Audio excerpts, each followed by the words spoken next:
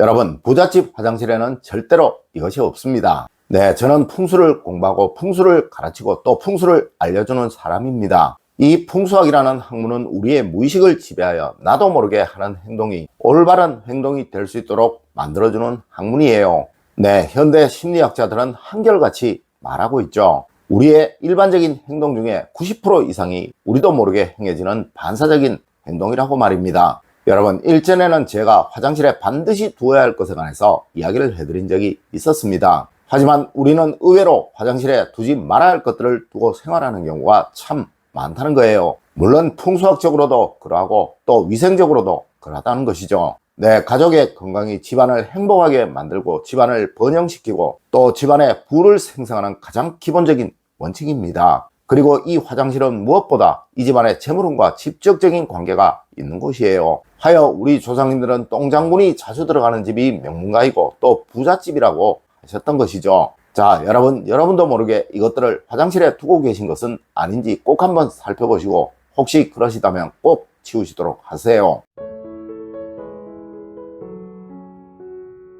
여러분 안녕하세요, 이정민입니다. 여러분, 이 화장실은 풍수적으로 너무나도 중요한 곳입니다. 하여 예부터 방향이니 위치니 하면서 풍수학의 많은 부분을 할애하여 이야기한 곳이기도 하죠. 하지만 현대 주택구조는 과거와 당연히 많이 달라졌습니다. 그래서 많은 부분을 수정하고 또 새로이 알려주어야 하는 곳이 바로 이 화장실이에요. 먼저 가장 많이 달라진 것이 현대에는 화장실과 욕실을 겸하는 경우가 거의 대부분이라는 것이죠. 네, 이로 인해 풍수법 역시 확실히 달라져야 할 것이며 또 과거와 달리 환기법 역시 꼭 생각해야 할 것이며 그 외에도 여러 가지 것들이 달라진 곳이라고 말을 할 수 있는 곳이죠. 네, 여러분 이제 알려드리는 이 부분 꼭 신경 쓰시도록 하세요. 그래야 여러분의 집에 재물운이 잘 살아나게 됩니다. 첫 번째로 여러분, 칫솔이나 면도기 같은 것들을 어떻게 두고 있는지 꼭 한번 살펴보세요. 아마 대부분의 가정에서 이 칫솔을 욕실에 눈에 잘 보이는 곳에 둔 경우들이 많고 또 남성들의 면도기 역시 손에 가까운 곳에 두기 위해 그것을 세면기 위에 올려두는 경우가 참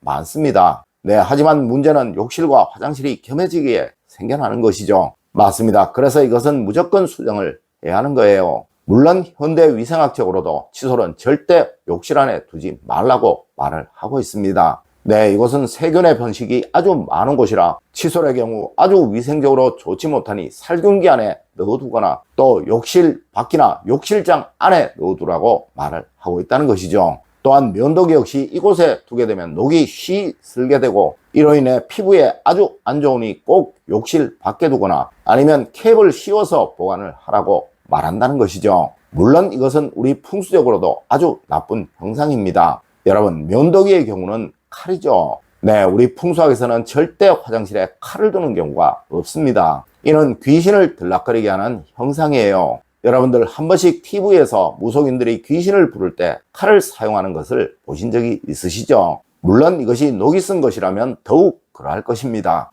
여러분, 이 화장실은 집안에서 재물운을 관장하는 곳이기도 하다는 거예요. 네, 이렇게 재물운을 관장하는 곳에 귀신이 들락거려서 좋을 이유는 절대 없다는 것이죠. 하여 면도기는 절대 밖에 내어두지 마시고 한번 사용을 하신 것은 깨끗이 닦아서 서랍이나 장 안에 넣어두시고 또 칫솔 역시 장 안에 꼭 넣어두시거나 또 요즘 자외선 살균기 많이 나오더라고요. 이곳에 넣어두시도록 하십시오. 두 번째로 여러분, 화장실에는 휴지통이 절대로 없어야 하는 곳입니다. 여러분, 누군가 제게 화장실에서 풍수적으로 가장 안 좋은 곳을 하나만 꼽으라면 저는 무조건 휴지통이라고 말을 할 것입니다. 네, 이 휴지통 속에 오물이 가득 차 있는 것은 나는 가난하게 살겠소 라고 말하는 것이나 다를 바가 전혀 없다는 것이죠.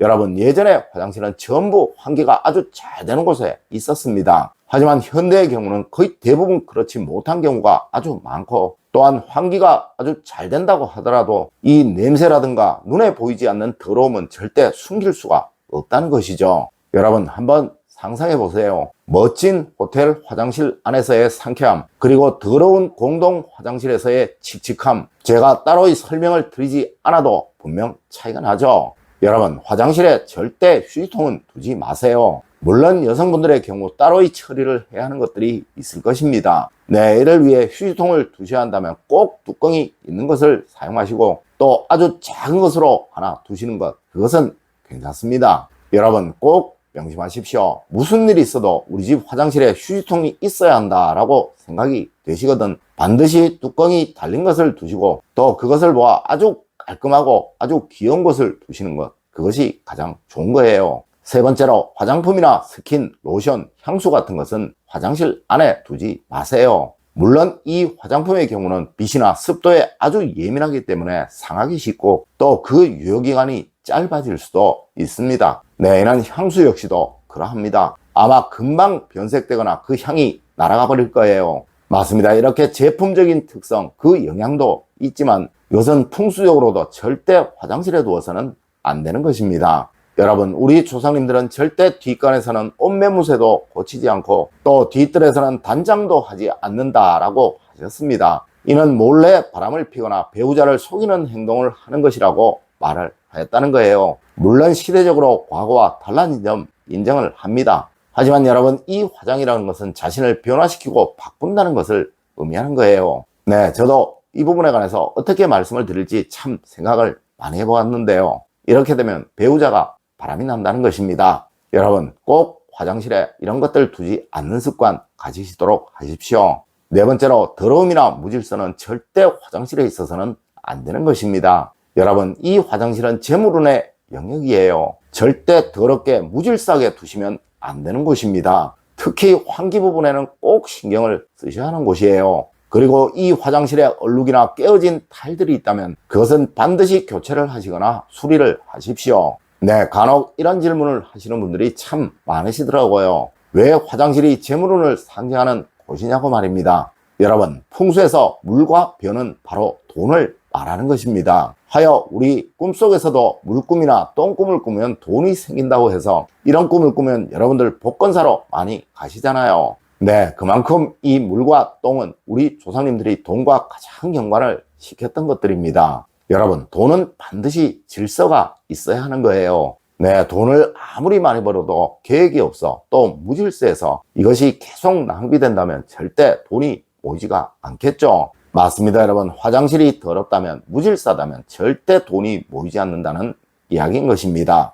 다섯 번째로 여러분, 화장실은 절대 차가워서는 안 되는 곳입니다. 여러분, 화장실은 무엇보다 중요한 것이 바로 차가움입니다. 네, 이 차가움은 움직이지 않고 고정되는 것을 말하는 것이고 또 따뜻함과 뜨거움은 움직임이고 활동적인 것을 말하는 거예요. 여러분, 얼음 고정적이죠. 또 불은 활활 타니 활동적이죠. 네, 맞습니다. 이래서 우리 조상님들은 화장실을 절대 북쪽에 두면 안 된다고 말씀을 하셨던 것이고 또 숨겨진 장소, 남의 눈에 잘 띄지 않는 곳에 있어야 한다고 하셨던 거예요. 여러분, 돈도 그러하죠. 네, 가정에서 돈을 의미하는 이 화장실이 차갑거나 또 그 안이 잘 드러나도록 되어 있다면 이는 여러분의 가정에 절대 돈이 생기지를 않거나 또한 그 돈이 불어나지를 않는다는 것을 의미하는 거예요. 하여 제가 늘 화장실의 문은 꼭꼭 닫아두세요 라고 말씀을 드렸던 거예요. 여러분, 오늘은 화장실에 절대 있어서는 안 되는 것들에 관해서 이야기를 해드렸습니다.